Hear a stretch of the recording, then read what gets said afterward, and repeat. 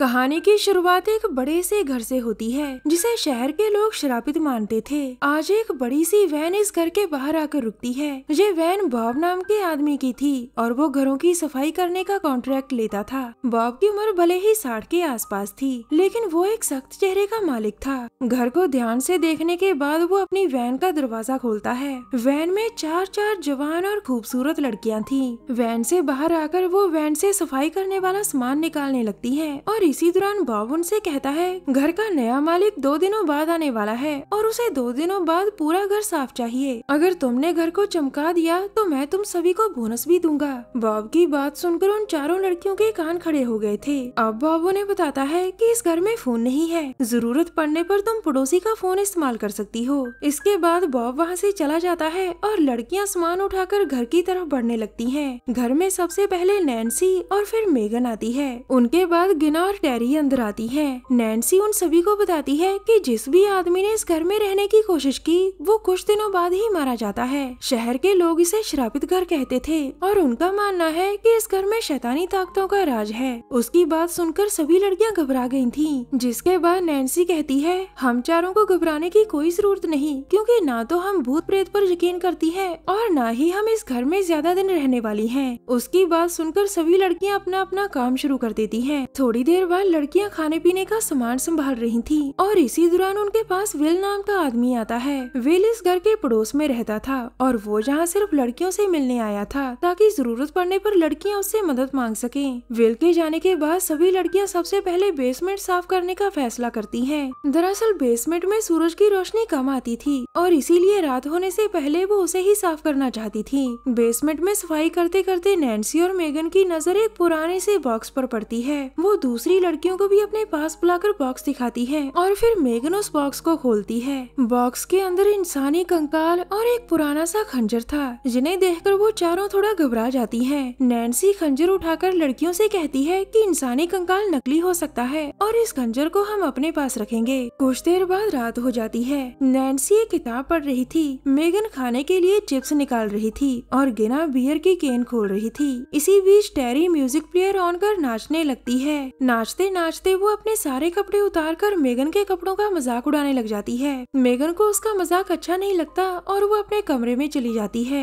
उसके जाने के बाद अचानक घर की डोरबेल बजती है और जब लड़कियां दरवाजा खोलती हैं तो उन्हें अपने सामने एक अजनबी नजर आता है। नैन्सी उससे उसका नाम पूछती है, लेकिन अजनबी उन्हें एक पार्सल देकर चुपचाप वहाँ से चला जाता है। उसके जाने के बाद जब तीनों लड़कियां जल्दी जल्दी पार्सल खोलती है तो उन्हें उसमें से एक पुरानी सी किताब मिलती है। किताब के कवर पर एक शैतानी चेहरा बना हुआ था और जिज्ञासा के कारण लड़कियां उसे खोलकर देखने लगती हैं। इस किताब की भाषा अलग देश की थी और तीनों में से किसी को ये भाषा नहीं आती थी। अब उन तीनों को लगता है कि शायद मेगन ये भाषा पढ़ सके, क्योंकि उसे कई भाषाओं का ज्ञान था। अब टेरी मेगन को मनाने जाती है ताकि वो किताब पढ़कर सबको सुना सके। वैसे टेरी के मजाक के कारण मेगन काफी दुखी हो गई थी, जिसके बाद वो अपने पुराने कपड़े उतार कर नए कपड़े पहन लेती है। उधर गिना और नैन्सी किताब को देख रही थी और उन्हें किताब में एक शैतानी टोन नजर आता है। दूसरी तरफ टेरी ने भी मेगन के पास आकर उससे माफी मांग ली थी, जिसके बाद वो उसे अजनबी और किताब के बारे में बताकर नीचे ले आती है।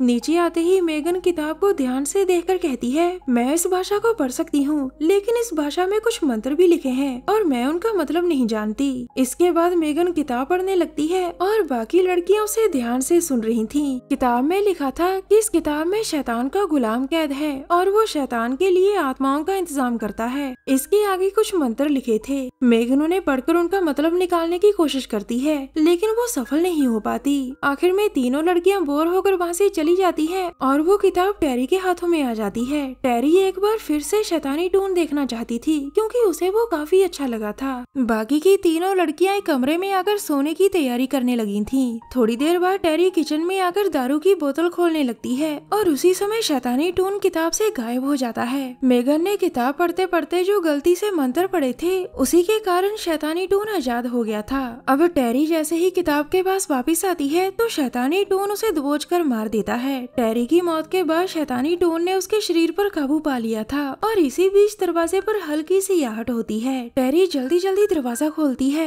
और दरवाजे पर खड़ा उसका लवर बेन अंदर आता है। बेन ने जहाँ आने की योजना पहले ही बनाई हुई थी ताकि वो टेरी को सरप्राइज दे सके। घर में आते ही वो टेरी से प्यार करने लग जाता है और बदली हुई टेरी उसे जान से मार देती है। थोड़ी देर बाद मेगन पानी पीने नीचे आती है और जहाँ उसकी नजर एक चादर पर पड़ती है, वो चादर के पास जाकर जैसे ही उसे हटाती है तो बेन की लाश देखकर जोर से चिल्लाती है। उसकी चीख नैन्सी और गिना ने भी सुन ली थी और वो जैसे ही नीचे आती है तो बेन की लाश देखकर डर जाती है। तीनों को कुछ भी समझ नहीं आ रहा था कि बेन को किसने मार दिया। इसके साथ साथ उन्हें टेरी की चिंता भी हो रही थी जो घर में उन्हें कहीं भी नजर नहीं आ रही थी। अब वो तीनों बेन की लाश को एक कमरे में छुपाती हैं क्योंकि बॉब का कुछ नहीं पता था कि वो कब उनका काम देखने आ जाए। दूसरी तरफ बॉब अपने घर में बैठा काली फिल्म देख रहा था और इसी दौरान उसका फोन बजता है और ये फोन विल का था। विल उसे बताता है कि मुझे घर से लड़कियों की चीख सुनाई दी थी, शायद उन्होंने घर का कोई कीमती सामान तोड़ दिया होगा। ये सुनकर बॉब को बहुत गुस्सा आ जाता है और वो उसी पल लड़कियों की रेल बनाने निकल पड़ता है। बॉब थोड़ी ही देर में घर तक पहुंच गया था जहां घर के बाहर उसे टेरी मिलती है और वो उसे अपने साथ चलने को कहती है। टेरी बॉब को लेकर सीधा बेसमेंट में आती है जहां आकर वो पहले उसका मूड बनाती है और फिर उसका डंडा चाटते चाटते उसे जान से मार देती है। दूसरी तरफ तीनों लड़कियां टेरी को ढूंढ रही थीं और उसे ढूंढती ढूंढती वो तीनों बेसमेंट में आ जाती हैं। बेसमेंट में उन्हें बॉब की लाश एक चेयर पर दिखाई देती है जिसके बाद वो तीनों गला फाड़ कर चिल्लाती हैं। अब वो तीनों फिर से घर में आ गई थी और नैन्सी उनसे कहती है, मेरे ख्याल से मेगन ने जो मंत्र पढ़े थे उसी के कारण ये कत्ल हो रहे हैं। हमें एक बार फिर से किताब देखनी चाहिए, शायद हमें कोई काम की चीज दिख जाए। इसके बाद वो तीनों फिर से किताब देखने लगती हैं और इसी बीच उनके सामने टेरी आती है। नैन्सी उससे पूछती है कि तुम इतनी देर से कहाँ थी और क्या कर रही थी। इस पर टेरी कहती है कि मैं बाथरूम में थी और जब मैं बाहर आई तो एक आदमी बेन की लाश को चादर में लपेट रहा था। मैं ये सब देखकर बहुत डर गई थी और वापस जाकर बाथरूम में ही छुप गई थी। इसके बाद वो चारों लड़कियां फिर से बेसमेंट में आती हैं ताकि उन्हें कातिल का कोई सुराग मिल सके।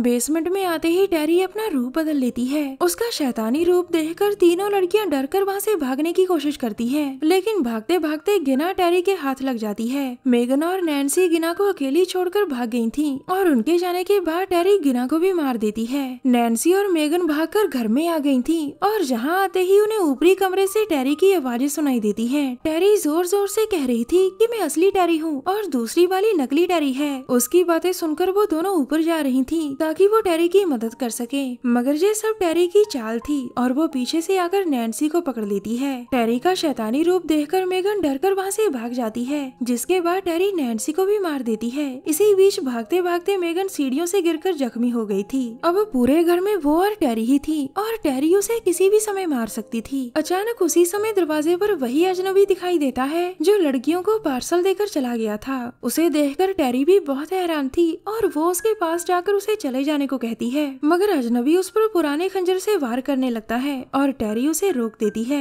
अब उन दोनों के बीच लड़ाई शुरू हो गई थी और लड़ाई के आखिर में वो टेरी की छाती में खंजर घुसा देता है। इस वार के कारण शैतानी टून खत्म हो जाता है और अजनबी के कहने पर मेगन किताब को आग में फेंक कर जला देती है। इसके बाद वो अजनबी मेगन के पास जाकर कहता है, मेरा नाम गैरी है और मैं काले जादू की किताबें इकट्ठी करता हूँ। कई साल पहले मेरे हाथ ये शैतानी किताब लगी थी और मैं जैसे जैसे इसे पढ़ता गया इसने मेरे दिमाग पर काबू पाना शुरू कर दिया। किताब से पीछा छुड़ाने के लिए मैंने आत्महत्या कर ली थी, लेकिन शैतान ने मेरी आत्मा को गुलाम बना लिया। उसी के कहने पर मैं ये किताब लेकर जहाँ आया था। अब मेगन उससे पूछती है कि तुम उसकी गुलामी से कैसे निकले।